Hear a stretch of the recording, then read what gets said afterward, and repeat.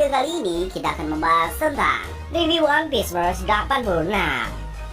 Cerita dibuka dengan memperlihatkan Kinemon dan Denjiro yang telah berhasil sampai ke area belakang Pulau Nigashima.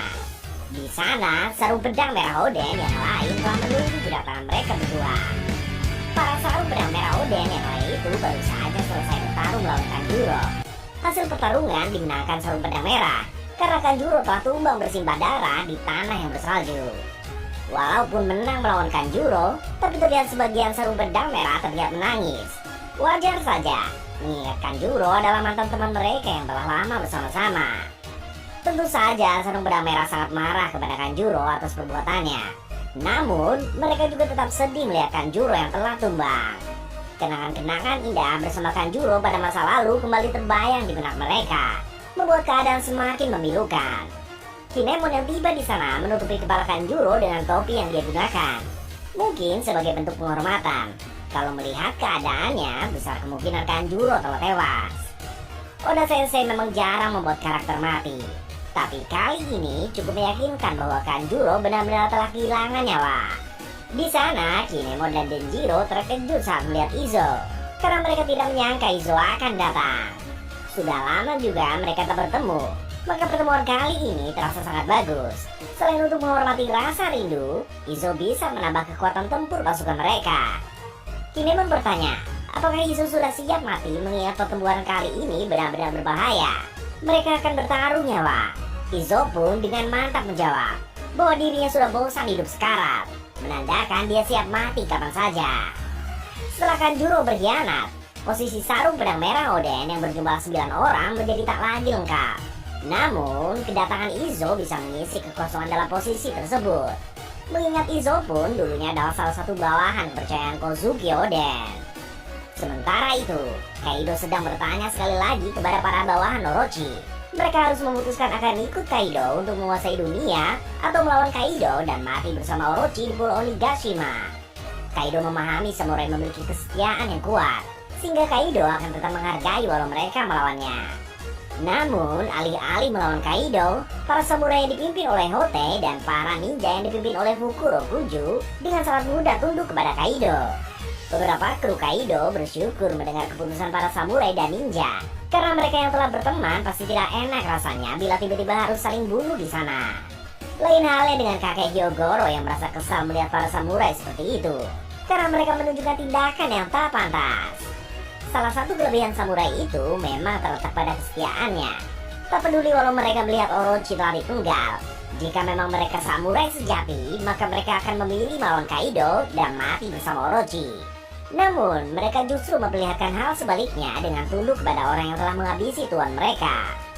Di sana, Big Mom tertawa dan berkata sudah jelas siapa yang kuat, merujuk kepada aliansinya dengan Kaido. Big Mom juga memerintahkan benda mati yang telah ia hidupkan untuk menangkap Nami dan Carrot. Walaupun hanya benda mati, tapi kalau sudah diberi jiwa oleh Big Mom, maka mereka akan menjadi musuh yang merepotkan. Sementara Nami dan Carrot tertangkap, Shinobu rupanya berhasil melarikan diri berkat kelincahannya. Nami berharap agar Shinobu tidak ketahuan oleh musuh dan bisa menolong Momonosuke. Keadaan Momonosuke semakin mengkhawatirkan saja, karena dia berada dalam kondisi babak belur dan sebentar lagi akan dieksekusi. Saat Shinobu sedang melompat menggunakan teknik ninja sambil mencari cara menolong Momonosuke, ia teringat soal Kozuki Oden. Menurut Shinobu, dari dulu Oden sudah tahu bahwa membunuh Orochi tidak ada gunanya, karena orang yang harus dihabisi itu adalah Kaido. Betul memang, karena Orochi hanya manusia lemah yang berhasil menjadi shogun, sedangkan Kaido merupakan makhluk terkuat yang sangat berbahaya.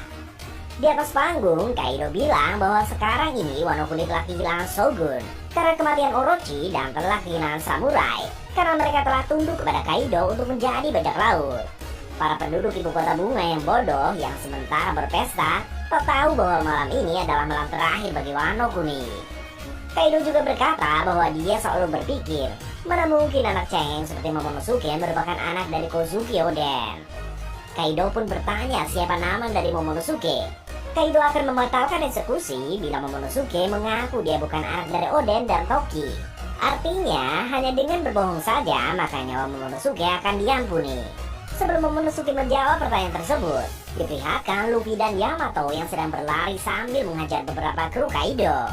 Di sana, Luffy juga membuka borgol yang ada di tangan Yamato, kemudian melempar borgol tersebut cukup jauh dari mereka berdua.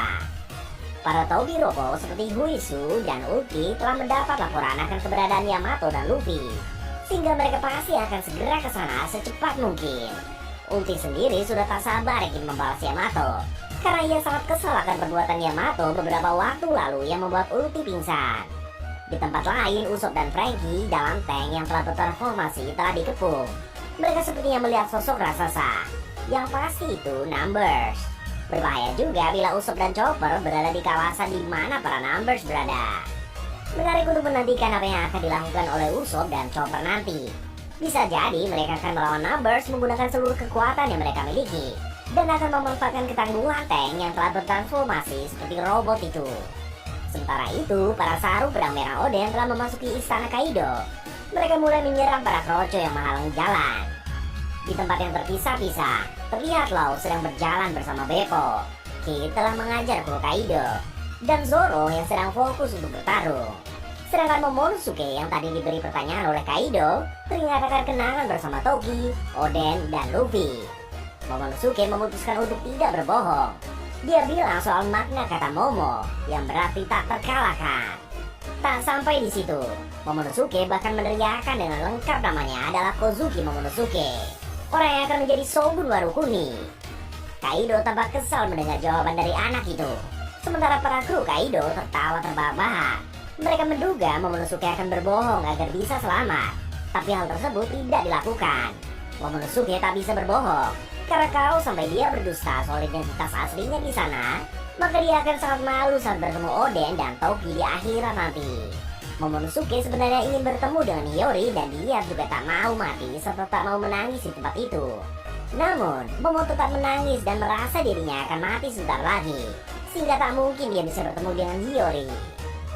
Tak lama setelah Momonosuke menjawab pertanyaan Kaido, terdengar ledakan besar dari borgol Yamato. Yamato marah kepada Kaido dan menyebutnya gorila sapi, karena borgol tersebut ternyata benar-benar bom berdaya hancur tinggi. Jika saja dulu Yamato nekat keluar dengan borgol itu di tangannya, sudah pasti Yamato bakal mati dengan tubuhnya hancur berkeping-keping. Yamato telah menganggap Kaido bukan lagi orang tua, karena sangat keterlaluan jika ada orang tua yang memasang bom borgol di tangan putri cantiknya sendiri. Semakin besar amarah dan kebencian Yamato terhadap Kaido, semakin meyakinkan dia akan berkolaborasi dengan Luffy dalam melawan Kaido nanti. Sebenarnya Yamato sudah ingin menyerang Kaido saat itu juga, tapi masih ditahan oleh Luffy. Luffy tahu yang layak memulai perang puncak Wano bukan Luffy atau Yamato, melainkan Sarung Pedang Merah Oden. Mereka orang-orang yang wajib memulai pertempuran, karena masalah Wano Kuni adalah masalah mereka.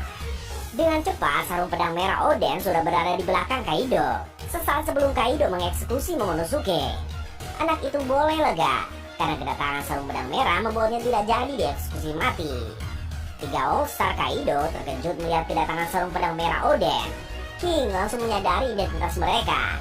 Queen kaget bukan main, dan bertanya dari mana mereka datang. Sedangkan Jack merasa heran Neko dan Inu ternyata masih hidup. King bermaksud menyerang mereka menggunakan katana berukuran besar yang dia miliki. Tapi tangan King yang memegang katana ditembak dengan cepat oleh Izo, sehingga katana tersebut lepas. King cukup kaget saat melihat Izo ada di sana, karena dia tak menyangka mantan komandan divisi 16 Shirohige itu akan muncul. Neko dengan tangkas menyerang tangan Kaido yang memegang gada besi. Sementara Sarung Pedang Merah yang lain semuanya bersiap menyerang. Terlebih khusus Kinemon dan Nejiro yang terlihat begitu bersemangat. Melihat seragam mereka, Kaido teringat akan Kozuki Oden yang dulu pernah bertarung melawannya. Sarung Pedang Merah Oden pun melancarkan serangan mereka masing-masing dengan sekuat tenaga. Kawamatsu dan Izo menyerang King, Inu menyerang Queen dan Jack. Kinemon serta Denjiro menusuk Kaido. Nekomamushi mencoba mencakar Kaido tapi kepalanya ditahan. Sementara sisanya mengambil ancang-ancang untuk menyerang. Mereka semua meneriakkan kata Sunachi dengan penuh semangat membara dan siap menghadapi segala resiko yang ada. Perang puncak Wano yang sangat dahsyat pun resmi telah dimulai dengan serangan dari Sarung Pedang Merah Oden ini. Mimin sangat penasaran akan kelanjutan cerita dari chapter ke depan nanti. Melihat Kaido diserang pedang merah naik, sepertinya dia akan jatuh.